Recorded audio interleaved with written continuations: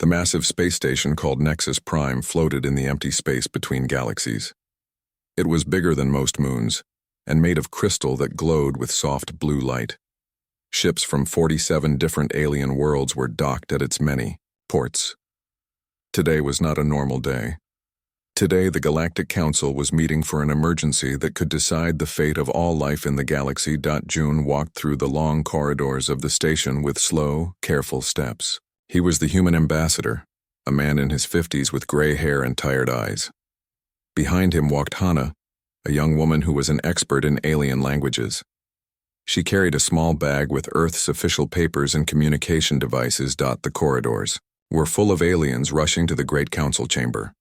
June saw tall, thin beings with 4 arms and silver skin. He watched short, round creatures that rolled instead of walked. There were insect-like warriors with sharp claws and beings made of what looked like living gas. All of them looked worried and scared. "Ambassador June," Hana whispered as they walked. "The other species have been talking. They say the threat is worse than anything they have faced before." June nodded but did not speak. He had read the reports. He knew what was coming. The ancient enemy called the Devourers had woken up after sleeping for 1 million years. They ate entire star systems, leaving nothing behind but empty space. The last time they appeared, dozens of alien civilizations had died trying to stop them. They reached the Great Council chamber. The room was enormous, with seats arranged in circles going up to the ceiling. In the center was a platform where speakers could address the council. The air hummed with translation devices that turned all the different alien languages into sounds each species could understand. June and Hana took their seats in the section marked for Earth. Their section was small and placed near the back. This showed how the other aliens saw humanity: new, weak, and not very important. Earth had only joined the galactic community 50 years ago, and most aliens still thought of humans as primitive creatures who had barely learned to travel between stars. The chamber fell silent as Council Prime Veltar entered. He was an ancient, reptilian being, taller than any human with scales that had turned silver with age. He had led the Galactic Council for 300 years and had lived through wars that destroyed entire worlds. His voice was deep and carried the weight of centuries. "Members of the Council," Veltar began, his words echoing through the chamber, "we face the return of an ancient evil. The Devourers have awakened. Long-range sensors have detected them at the edge of our galaxy, and they are moving toward the center. They have already consumed the outer rim systems of Keldara and Nexion." A wave of fear moved through the chamber. Aliens made sounds of distress in dozens of different languages. Some species had relatives living in those systems. Now those worlds were gone, turned into nothing but empty space. "We have perhaps 6 months before they reach the core worlds," Veltar continued. "The ancient records tell us that the Devourers can only be stopped by the combined might of all civilizations working together. Today, each species must pledge their forces to the war effort." One by one, the great species of the galaxy stood to make their promises. The Zorathian Empire, with their massive war fleets, pledged 5,000 ships.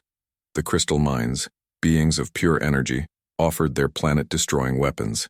The Hive Confederation, led by the insect-like war commander Thex, promised 2 million soldiers. Each pledge was greater than the last. The Aquatic Federation offered their underwater cities as hidden bases.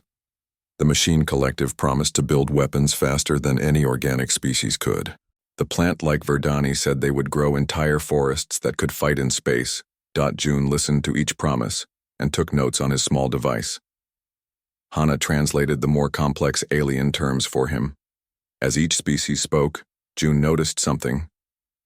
All of their plans involved the same basic idea: gather huge armies and fight the Devourers head-on with overwhelming force. The humans had studied the ancient records too. June had spent months reading about the last war against the Devourers. Every report said the same thing: direct attacks made the enemy stronger. The more violence and fear the Devourers faced, the more powerful they became. But when June had tried to share this information with the Council's military leaders, they had dismissed his concerns as the fears of a primitive species. 3 months ago, June had presented Earth's analysis to the War Council. The human military had spent years studying the ancient battle records and had developed new strategies based on their findings. But the alien generals had laughed at their suggestions. Humans are too new to understand real warfare. They had said, leave the fighting to species who have been doing it for millions of years. The Council had refused to give humans any important positions in the war planning. They had rejected Earth's offer to fortify key strategic locations. They had turned down human volunteers for the intelligence division. The message was clear. Humans could provide raw materials and basic labor, but the real decisions would be made by superior species. Now, comma. As June watched species after species pledge their forces, he remembered those rejections. He thought about the human scientist who had discovered new ways to detect devourer movement patterns. He thought about the human engineers who had designed ships that could move in ways that confused enemy sensors. He thought about the human soldiers who had trained for battles the alien generals said were impossible. All of that knowledge and preparation meant nothing to the Council.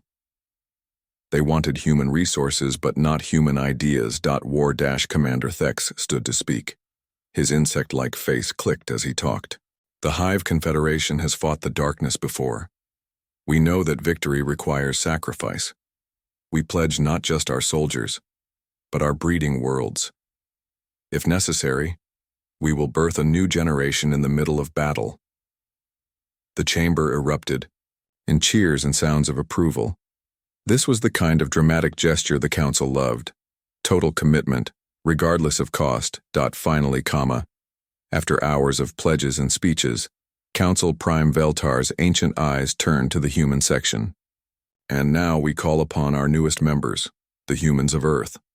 What does your species pledge to this great cause? The chamber fell quiet. All eyes turned to June as he slowly stood up.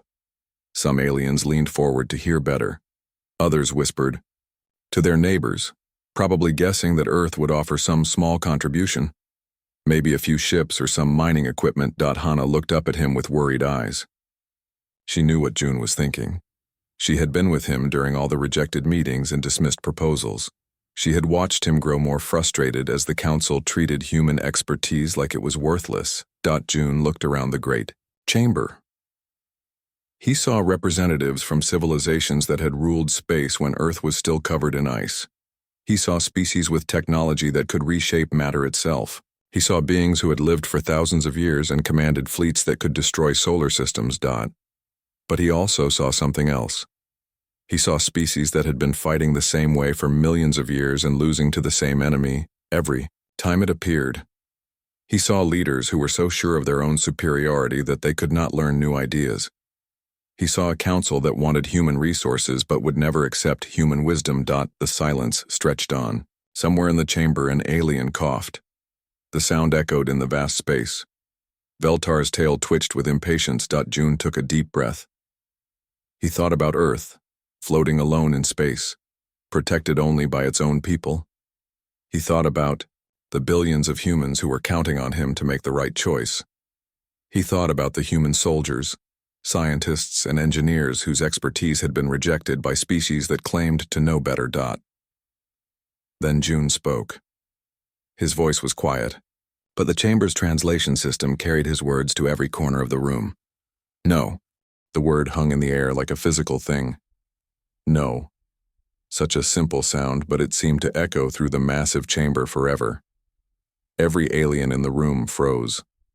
Some leaned forward as if they had not heard correctly. Others stared with wide eyes, their minds struggling to process what had just happened. In the 300-year history of the Galactic Council, no species had ever refused a call to war against an existential threat. Not once. Even the most selfish civilizations had always contributed something when the galaxy faced destruction. Hana felt her heart pounding. She gripped the armrest of her chair so tightly her knuckles turned white. She had known June for 5 years, had worked with him through dozens of difficult negotiations, but she had never heard him sound so calm and final. The silence lasted for what felt like hours but was probably only 30 seconds. Then the chamber exploded into chaos. A tall alien with blue skin and 6 arms jumped to his feet. "What did the human say?" he shouted in a voice that sounded like breaking glass. War dash. Commander Thex's insect-like head swiveled toward the human section. His compound eyes glittered with what looked like rage. "Surely the translation system made an error," he clicked. "No civilized species would refuse to defend the galaxy." But Council Prime Veltar had heard correctly. The ancient reptilian leader's scales began to change color from silver to deep red, which Hana knew was a sign of extreme anger. His voice shook as he spoke. "Ambassador June of Earth," Veltar said, each word pronounced with deadly precision, "did you just refuse to aid in the defense of our galaxy against the Devourers?" June remained standing. He looked completely calm, as if he was discussing the weather instead of declaring his species' independence from the greatest military alliance in galactic history. "Yes," June said simply.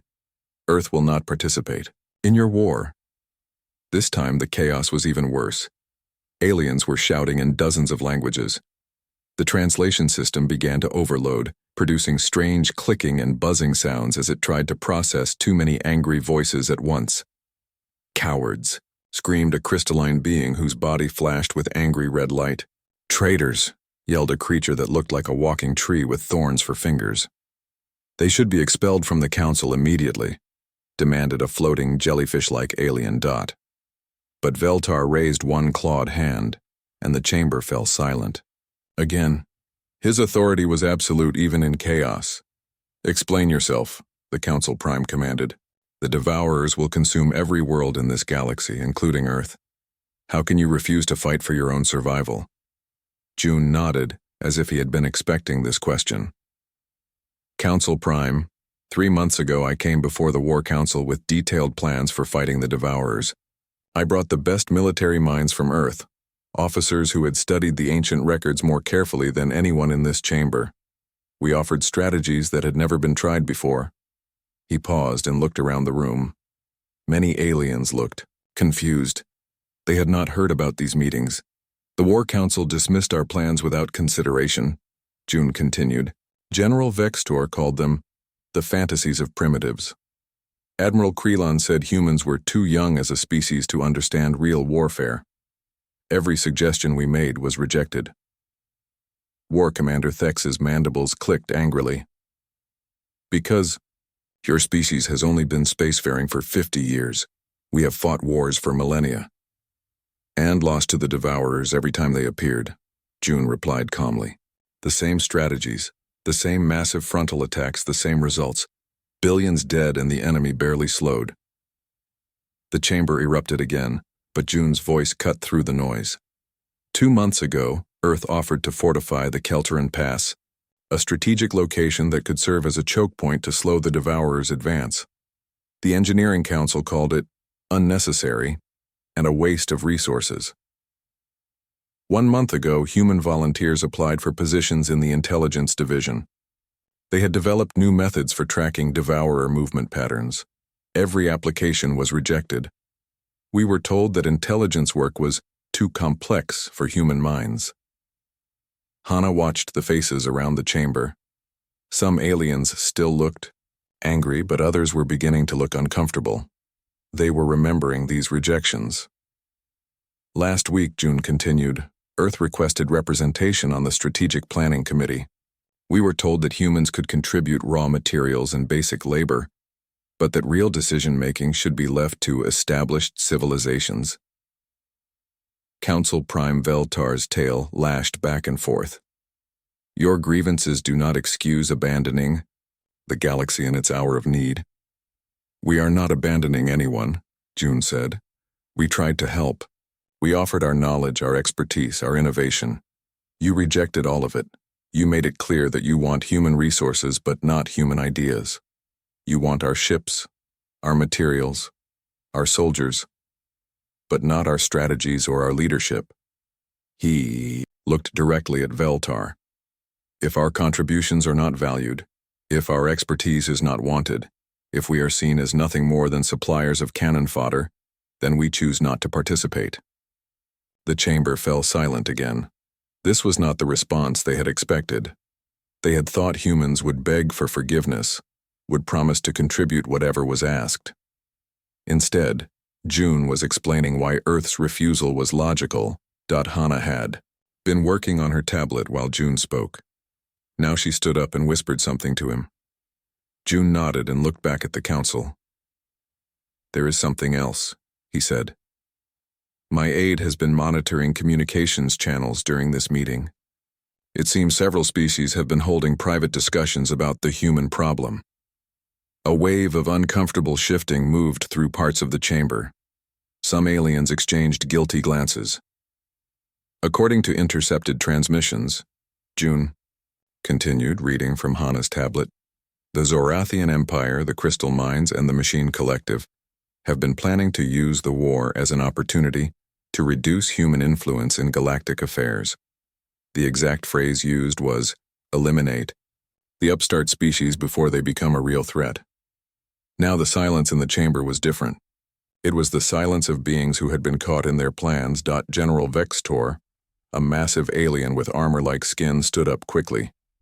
"These are lies, desperate attempts to justify cowardice." But Hana was already uploading the communication records to the chamber's main display system. Alien voices filled the air, speaking in their own languages with translation text appearing on screens around the room. "The humans grow too bold. They question our methods. Their technology advances too quickly. Soon they will challenge our authority. The war against the Devourers would be the perfect cover. Send human forces to the most dangerous positions. Let them die heroically while the real civilizations survive to lead the galaxy afterward." The evidence was clear. Several major species had been planning to use humanity as expendable soldiers, while secretly hoping they would not survive the war. War-Commander Thex's compound eyes looked away from the screens. Even he seemed embarrassed by what was being revealed. Council Prime Veltar's scales had faded from red back to silver, but now they were becoming a dull gray. This was a sign of shame in his species. "Even if some members harbored unworthy thoughts," he said slowly, "the threat of the Devourers is real. The galaxy still needs every ship, every soldier." June shook his head. "The galaxy needs new ideas, not just more soldiers to feed into the same failed strategies. But you have made it clear that new ideas are not welcome here, especially from humans." He straightened his shoulders and looked around the chamber one more time. "Earth will defend itself. We will not abandon our people to die for a council that sees us as expendable. If you want to fight the Devourers using the same methods that failed before, you are free to do so. But you will do it without human ships, human soldiers, or human resources." The chamber was completely silent now. No one seemed to know what to say. "That is our final decision," June concluded. "Earth withdraws from the war effort." Within minutes, security guards were escorting June and Hana out of the chamber. As they walked through the corridors, Hana could hear the sound of shouting and arguing coming from behind the closed doors of the council chamber. "Do you think we made the right choice?" she asked quietly. June looked out through a window at the stars beyond the station. Somewhere out there, the Devourers were coming. "We tried to help," he said. "They didn't want our help. Now they'll have to face the consequences of that decision." Behind them, the Galactic Council was already meeting in emergency session, trying to figure out how to respond to humanity's unprecedented refusal. But June and Hana were heading home to Earth, where very different preparations for the coming war were already underway. The delegation from the Galactic Council arrived at Earth in ships that had seen better days. Their once proud vessels showed damage from battles against the Devourers, and some barely managed to land safely at the designated coordinates. Council. Prime Veltar emerged from his ship walking slowly, his silver scales now dull with exhaustion and defeat. Behind him came representatives from a dozen other species, all looking desperate in their own ways. War Commander Thex's compound eyes had lost their aggressive glitter. The crystalline being that had called humans cowards now flickered weakly. Even General Vextor's armor-like skin showed cracks that hadn't been there 3 months ago. They had come to Earth to beg. The planet they found was nothing like the primitive world they remembered. Energy barriers surrounded every major city, shimmering with colors that hurt to look at directly. The sky was filled with human ships that moved, in ways that seemed to ignore the laws of physics. Strange towers had been built in perfect geometric patterns across all the continents, humming with power that made the alien sensors give confusing readings. Taman met the delegation at the landing site outside Seoul. He was Earth's prime minister, a man who had been elected to lead during peaceful times but had proven surprisingly good at making hard decisions during crisis. He wore a simple suit and showed no emotion as the most powerful beings in the galaxy approached him like defeated refugees. "Council Prime," Taman said politely. "What brings you to Earth?" Veltar's ancient voice cracked as he spoke. "Prime Minister, we need to talk. The war is not going as we expected." "I see," Taman replied. "The reports we've been receiving suggest that 17 star systems have been consumed, including the homeworlds of 3 major species, 43 billion beings dead, and the Devourers are stronger than ever." The alien delegation flinched at the numbers. They were accurate, and they hurt to hear. "We may have been hasty in our judgment of human capabilities," Veltar continued, each word clearly difficult for him to say. "Perhaps there is wisdom in your approach that we failed to recognize." Taman nodded but did not smile. "Ambassador June tried to share our analysis with your war council. You called our ideas primitive fantasies." "We were wrong," said War Commander Thex, his clicking voice barely audible. "Everything we tried has failed. Every strategy we know has made the enemy stronger. We are running out of options." You are running out of soldiers to throw at an enemy you don't understand," Taman said calmly. "That is not the same thing as running out of options." The truth of this statement hung in the air. The Council had been fighting the same way for millions of years, and they had never actually tried to understand their enemy. They had simply assumed that enough force would eventually work. "We are prepared to offer humanity full membership in the Council," Veltar said desperately. "Complete access to all galactic technology, shared resources, command positions in the combined fleet. Whatever you want." "What we want," Taman replied, "is for you to listen to us. Not just to our resource commitments, but to our ideas, our strategies, our understanding of how this enemy actually works." "Yes," Veltar said, quickly. "Yes, of course, we will listen to anything you propose." "Will you?" Taman asked. "Because 3 days ago, your remaining fleets attempted another direct assault on the Devourer forces near the Centauri Gap. You lost 800 ships and accomplished nothing except making the enemy stronger. If you had been listening to our warnings, those ships and crews would still be alive." The silence that followed was painful. Everyone in the delegation knew that Taman was right. "We are listening now," General Vextor said quietly. "Please, tell us how to fight them." Taman looked at each alien face in turn. He saw fear, desperation, and genuine regret. These beings had ruled the galaxy for millions of years, and now they were asking a species they had dismissed as primitives to save them from extinction. "Very well," he said finally. "But if we do this, we do it our way. Human strategies, human command structure, human methods. No more direct assaults, no more throwing ships at the enemy until they run out of things to consume. We fight smart, not hard." "Agreed," Veltar said immediately. "Whatever you think is best." Within hours, the remaining ships of the Galactic Fleet were moving toward Earth. Captain Yuna took command of the combined forces, something that would have been unthinkable just months before. She was young for such a responsibility, barely 30, but she had trained her entire life for battles that other species thought were impossible. "Status report," she said as she stood on the bridge of her flagship, looking out at the mixed fleet of human and alien vessels. 237 ships from 15 different species, reported her first officer. "Most are damaged. From previous encounters with the Devourers, morale is extremely low." Yuna nodded. "That's the first thing we need to fix. Fear and despair make the enemy stronger. Hope and confidence make them weaker. Send a message to all ships. We're not here to die gloriously. We're here to win." Meanwhile, Admiral Wu Jin was implementing the real strategy in a command center deep beneath the Earth's surface. Around him, screens showed the positions of every ship, every defensive platform, and every one of the mysterious quantum devices that humanity had been building in secret. "The Devourers will arrive in 18 hours, reported his tactical officer. "Long-range sensors show 7 of them, each the size of a small moon." 7, Wu Jin repeated thoughtfully. The reports from previous battles suggested they never travel in groups larger than 3 or 4. "They're adapting," said Dr. Isel, who was coordinating the scientific aspects of the defense. "They know this battle will be different, so they're bringing more force than usual." "Good," Wu Jin said, surprising everyone in the room.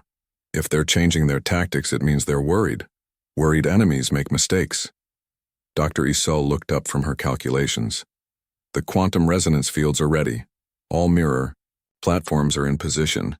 The feedback loop generators are charged and waiting." "What exactly do these devices do?" asked one of the alien technical advisors who had been allowed into the command center. Dr. Isel smiled for the first time in weeks. "They turn the Devourer's own feeding process against them. Every time they try to consume fear and despair, our quantum mirrors reflect that energy back at them, but transformed into patterns that cause them pain instead of strength." "And if they try to consume hope and unity?" the advisor asked. "Then our resonance fields amplify those emotions and broadcast them across entire star systems," Dr. Isol replied. "The more hope they try to eat, the more hope gets created." The alien advisor stared at her with something approaching awe. "You have weaponized optimism." "We've weaponized human nature," Dr. Isol corrected. "The refusal to give up, even when faced with impossible odds. The ability to work together instead of falling into chaos. The determination to find solutions, instead of just throwing more force at problems." Above them, Captain Yuna was having very different conversations with the alien fleet commanders. "I don't understand these human tactics," complained the captain of a Zorathian battlecruiser. "Why are we not charging directly at the enemy? Why are we positioning ourselves in these strange formations?" "Because direct charges are exactly what the Devourers expect," Yuna explained patiently. "They feed on the chaos and fear of desperate last stands. We're going to give them something they've never seen before, a coordinated defense that gets stronger the longer it lasts." "But surely our superior numbers will count for something," insisted a Crystal Mind commander. "Numbers don't matter if your strategy is wrong," Yuna replied. "The previous battles proved that. 5,000 ships attacking recklessly are worth less than 50 ships working together intelligently." As the hours counted down to the Devourer's arrival, the changes in the combined fleet became obvious. Human training methods spread throughout the alien crews. Instead of preparing for glorious death, they prepared for methodical victory. Instead of working up battle fury, they practiced calm coordination. Commander Hyunwoo ran flight drills with mixed squadrons of human and alien pilots. At first, the aliens flew like individual warriors seeking personal glory.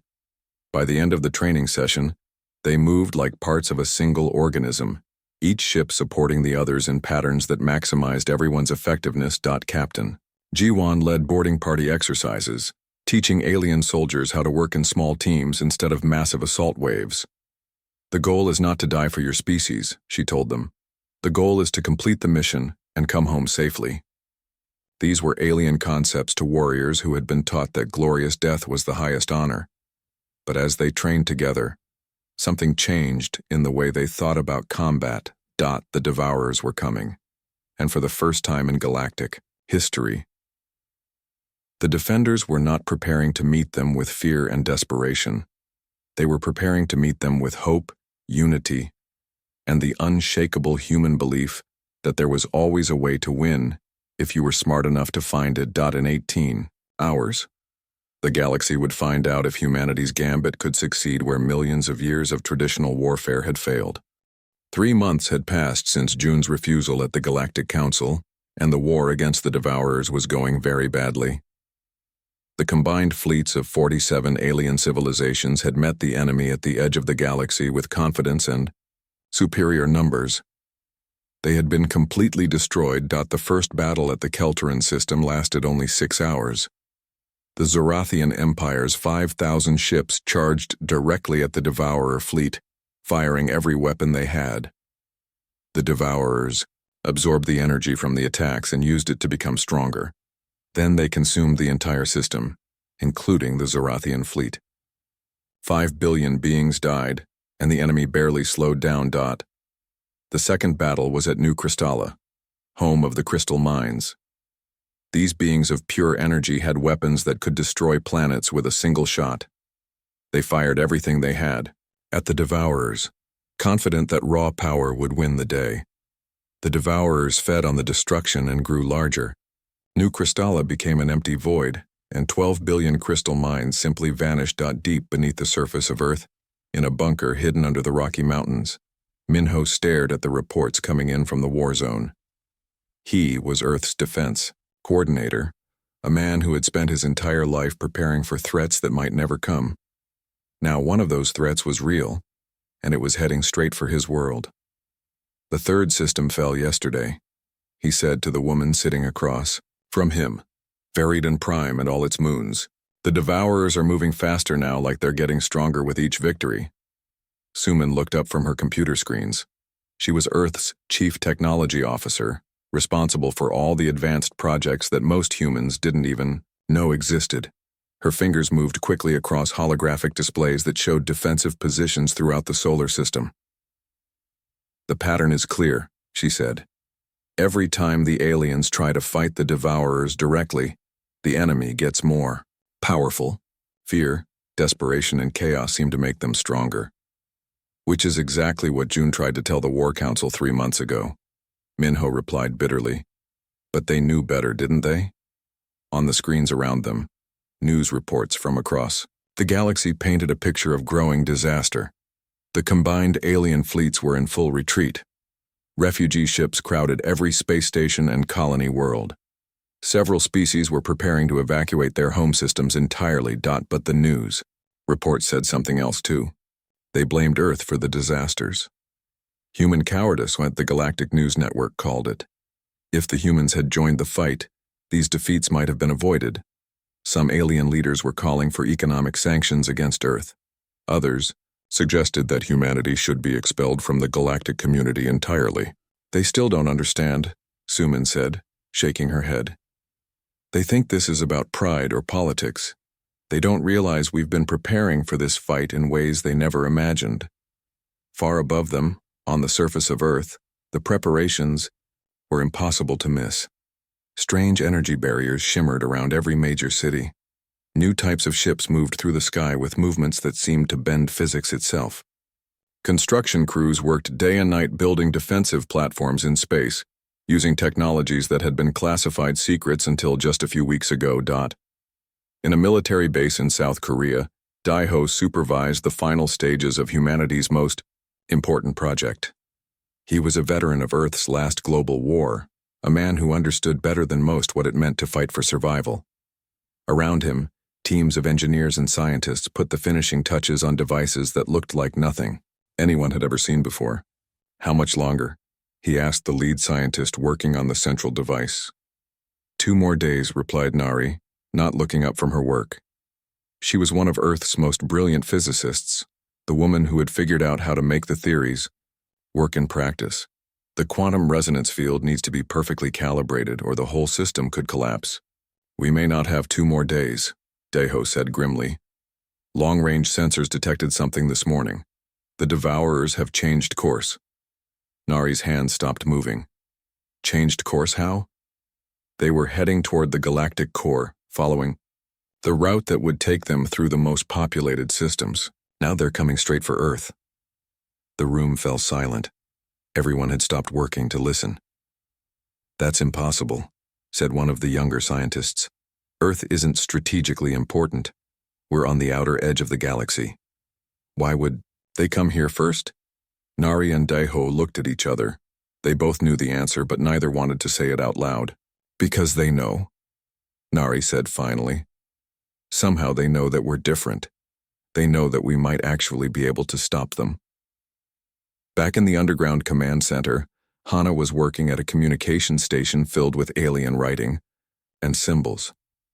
she had returned from the Nexus Prime station with more than just wounded pride. During the week she spent there, she had secretly copied vast amounts of data from the Council's archives. Information about the Devourers that went back millions of years. I found something, she announced, her voice tight with excitement and fear. In the deepest files, there are records from the first time the Devourers appeared. The real records, not the cleaned-up versions they showed to new council members. Minho and Sumin hurried over to her station. Look at this, Hana said, pointing to streams of translated text flowing across her screens. The Devourers aren't just destroyers, they're harvesters. They feed on specific types of quantum energy that are produced by living civilizations. What kind of energy? Sumin asked. Fear, despair, chaos, hatred, Hana replied. The more hopeless a civilization becomes, the more energy it produces. The more violently it fights back, the stronger the Devourers get. That's why direct military attacks always fail. But there's more, she continued, scrolling through more files. The ancient records show that some civilizations produce different types of quantum energy. Energy that made the Devourers weaker instead of stronger. What kind of energy? Minho asked. Hope. Unity. Calculated thinking instead of panic.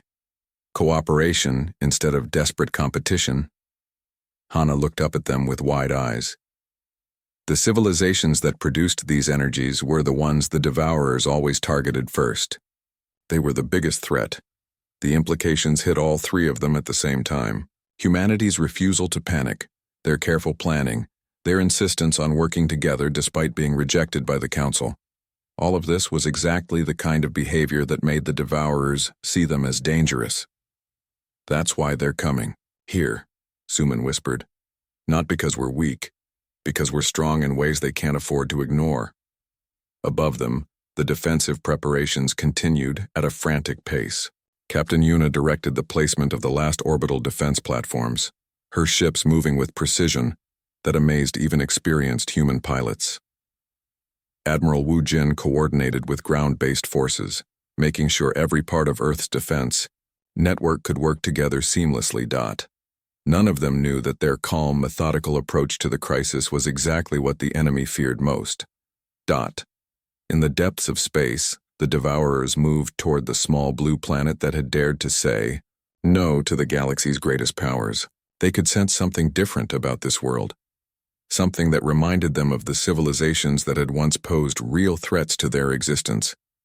The beings that lived on this planet would need to be consumed quickly before they could spread their dangerous ideas to other species. But as the Devourers approached, they began to encounter something they had not expected.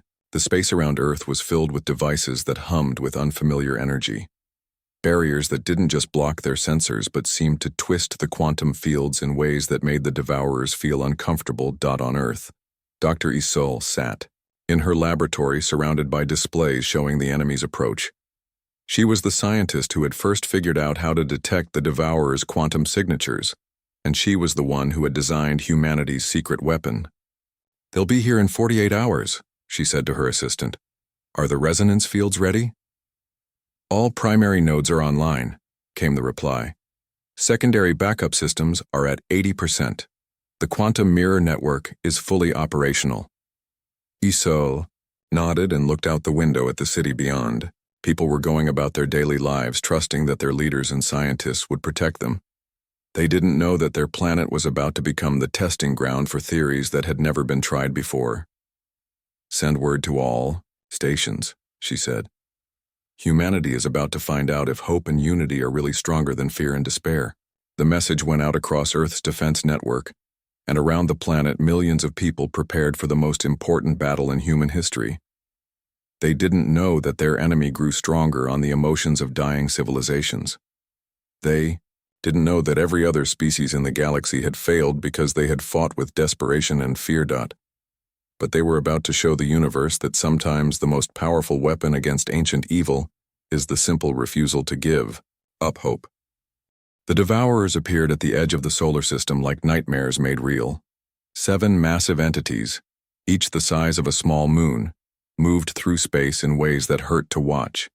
They were not ships in any normal sense. They were living, things of pure darkness, surrounded by energy fields that made nearby stars flicker and dim. Every previous battle against them had followed the same pattern. The defending forces would charge forward with everything they had, fighting desperately to protect their homes.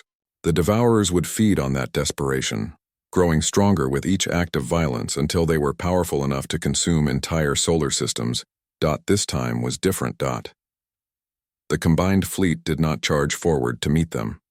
Instead, they moved in perfect formation around Earth, creating geometric patterns that looked almost like a dance.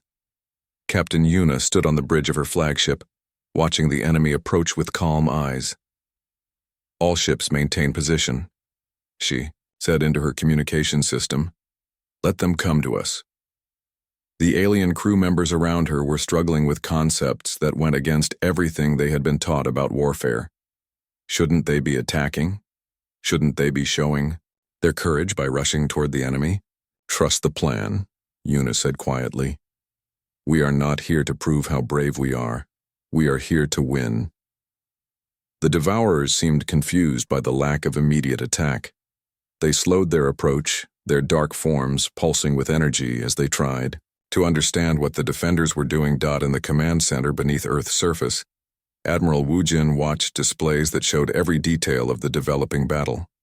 Dr. Isul stood beside him, her fingers moving across controls that managed the quantum devices positioned throughout the solar system. "Enemy contact in 30 minutes, reported the tactical officer. "All quantum mirror platforms are online. Resonance field generators are charged and ready." "Energy readings from the Devourers?" Wu Jin asked.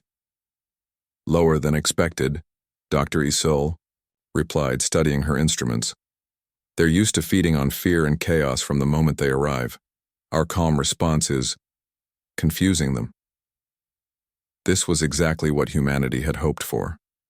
The Devourers had evolved to fight enemies who panicked, who threw everything they had into desperate attacks. They had never faced defenders who remained calm and methodical in the face of overwhelming danger. The first contact came when the Devourers reached the outer edge of the fleet's formation. Instead of the chaotic battle they expected, they found something completely different. Commander Hyunwoo led a squadron of fighters in what looked like a simple scouting run. His mixed force of human and alien pilots moved with mathematical precision, never getting close enough to the Devourers to be caught, but always staying close enough to gather information. The enemy tried to consume the fear and aggression that should have been radiating from the attacking fighters.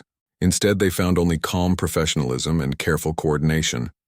"Squadron leaders report successful data gathering," Hyunwoo announced over the communication system.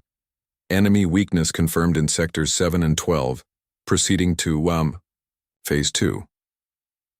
Phase 2 was when the real strangeness began. Instead of attacking the Devourers directly, the human-led forces began placing small devices at precise locations around the enemy formation.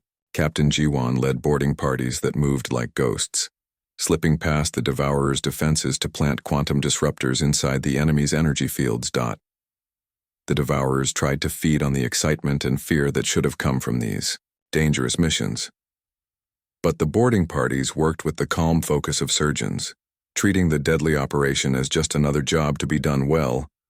Each quantum disruptor that was successfully placed began broadcasting patterns of hope and unity directly into the Devourers' feeding systems.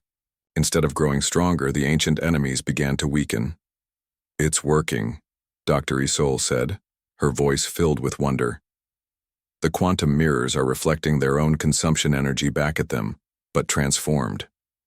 Every time they try to feed, they're getting hope and coordination instead of fear and chaos."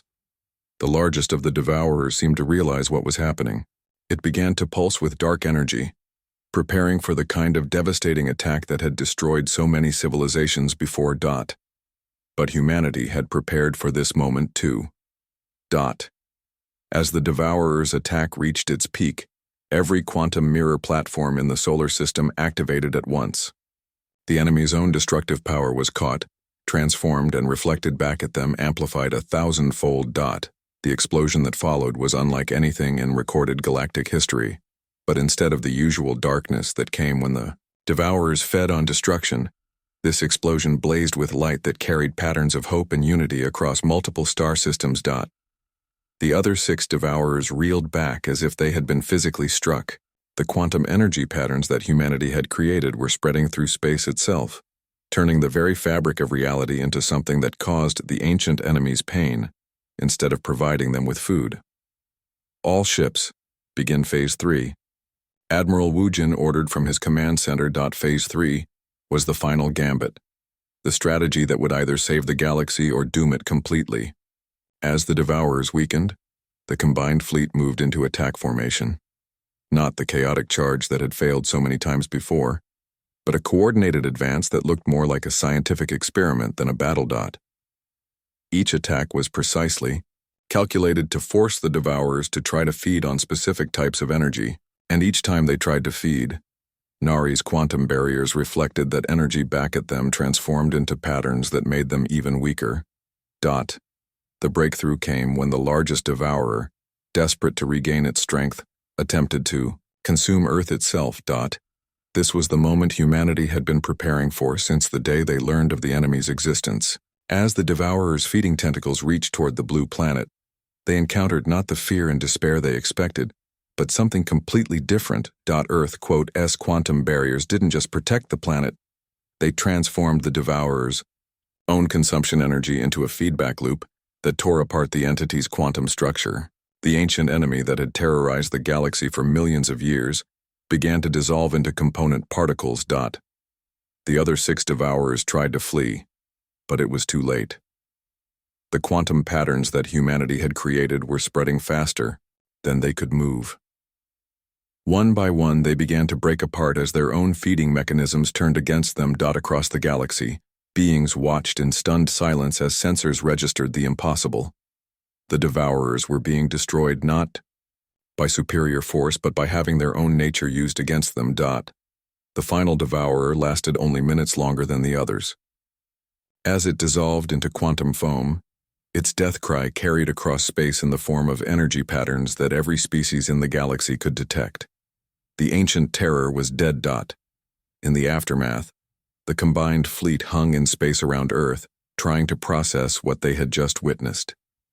Alien crews stared at their human commanders with something approaching religious awe.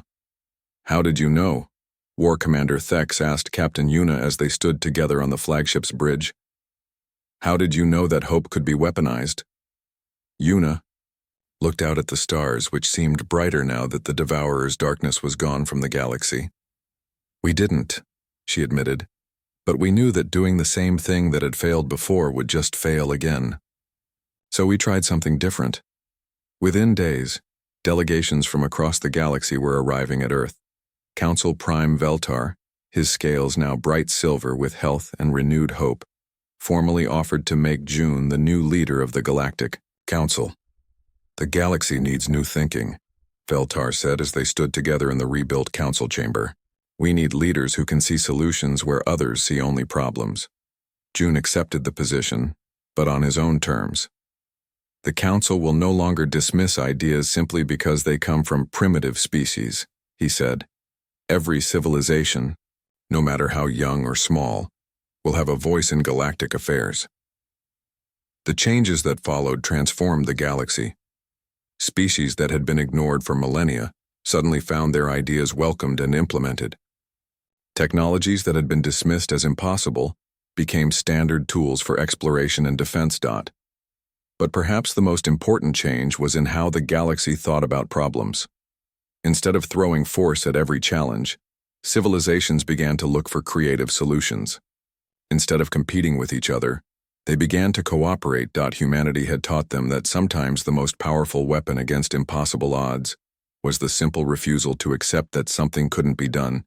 Years later, when new threats emerged at the far edges of known space, the galaxy's response was completely different from what it would have been before. Instead of panic and desperate military preparations, there was calm analysis and creative problem-solving. And when the representatives of those new threats demanded to know who led this strange galaxy, where hope seemed to be stronger than fear, the answer was always the same. "Ask the humans," the galaxy said. "They'll figure out a way to make it work." The species that had once been dismissed as primitive newcomers had become the teachers of civilizations millions of years older than themselves.